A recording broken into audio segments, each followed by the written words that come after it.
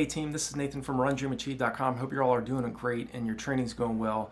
Today's topic I want to go over how to accept defeat in running. There's more to life than just running, okay? I know a lot of athletes get caught up with how many miles a week they're running or what their personal best is and measuring up to other athletes. You have to focus on what it is you're trying to go after and accept the fact that whatever goal that you have, it's going to take work, it's going to take discipline, you're going to have some ebbs and flows along the way. And note to this as well, the best middle to long distance runners around the world, the best sprinters, they all experience setbacks. They all experience times where they question if the event they're particularly training for is really their best event. I had that same feeling a lot of times over the years where I started running marathons in 2002. And I always envisioned myself breaking 2 hours and 22 minutes, but it took me several years to get to a point where I could finally do that. It took me really 5 years to do that, to go from running my debut at the 2002 New York City Marathon in 2 hours, 43 minutes and 36 seconds to running 2 hours, 19 minutes and 35 seconds at the 2007 California International Marathon. There were a lot of times along the way where I just was thinking that, hey, maybe this isn't my event.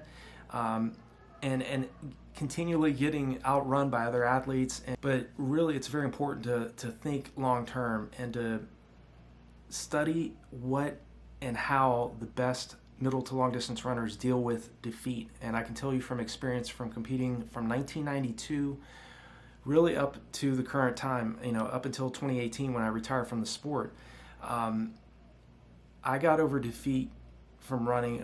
I got over defeat just simply by studying what the Kenyans were doing. I was always fascinated by why these athletes made it look so easy and why they could continue to perform at very high levels. And one characteristic that I've learned from training with and living with world-class Kenyans is they get over setbacks very fast. So to answer this question of how to accept defeat in running, get over your setbacks, get over your bad races quickly. Do not spend too much time on a poor performance, whether that was a track race or a road session, a particular race that you went after, you were going after a fast time and you just simply didn't perform. Get over that. You can't change what happened in the past. I know a lot of you athletes, are from different locations. You have different capabilities. Some of you guys are out there. I know one viewer that's on that comes to the RunDreamAchieve YouTube channel, who's run a 2:22 marathon. Other athletes that are even faster, or athletes that run much slower. They all, they all have experienced setbacks and tough times along the way. But that being said, you have to understand that if you are going to get to the next level in your training, you cannot live in the past, okay? Learn from your mistakes, learn from what you did wrong in those races. A lot of times what we do wrong in races is improper pacing. We're not drinking enough in the races. We're overthinking. We're way too tense at the start of the race and even in the race. We're focusing on what other athletes have run, what their times were. We're measuring ourselves up against these other athletes. Don't do that. Do the very best that you can to work on the mistakes that you've made in the past so that you don't continue to make those same mistakes in the future.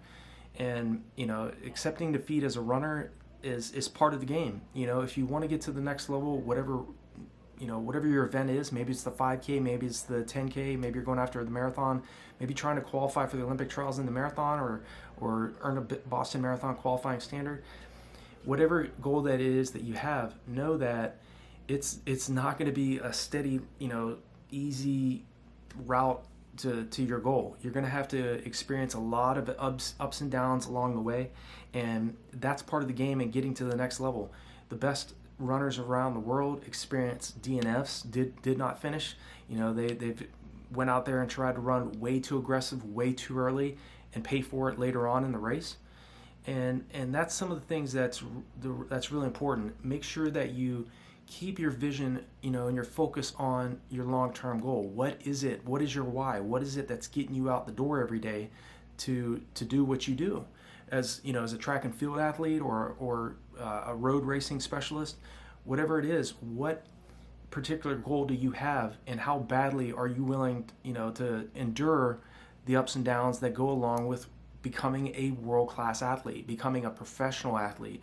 And when I say professional, it might not mean you're running for Nike, but being the best possible athlete that you possibly can be. If you spend too much time dwelling on bad performances, whether that was not hitting the splits that you're aiming for your mile repeats or your 2 mile repeats, or you went out and ran a 10K and you ran that 10K maybe 3 or 4 minutes slower than you were aiming for, learn from what went wrong, but don't think that just because you had a few bad races or a few bad workouts that you're going to continue to perform bad over and over again. That's not how it works. Sometimes we just need some time away from the sport. Other times you could be running low on something like ferritin or iron. If you run low on iron, it doesn't matter how much motivation you have, your cells are not going to be working at optimal levels, and your cells are not going to be able to transport oxygen throughout the body as optimally as you should be able to do. And if you run low on iron and ferritin, it's very hard to perform at very high levels. We spend so much time outdoors. You lose iron and ferritin, which is a component of iron, through sweat, through foot strike hemolysis. It's when your foot strikes the ground. Every time your foot strikes the ground, there's red blood cells underneath your foot that burst, and you lose iron that way as well. So sometimes it's just a matter of you finding out some of the things, some leaks in your training that is causing you to not perform at the level that you're capable of. Back in 2007, I experienced the same thing. I had to get a blood test and I ended up finding out I was anemic. I was running very low on ferritin. I was down to, I think it was 21 milliliters per kilogram, and I eventually got it back up to 92. Once I was back up in the 80s, even back in the 50s, I was performing at much better. I was setting personal best. I felt much better in training. I was hitting splits that even I, at the time, really didn't think I was able to hit.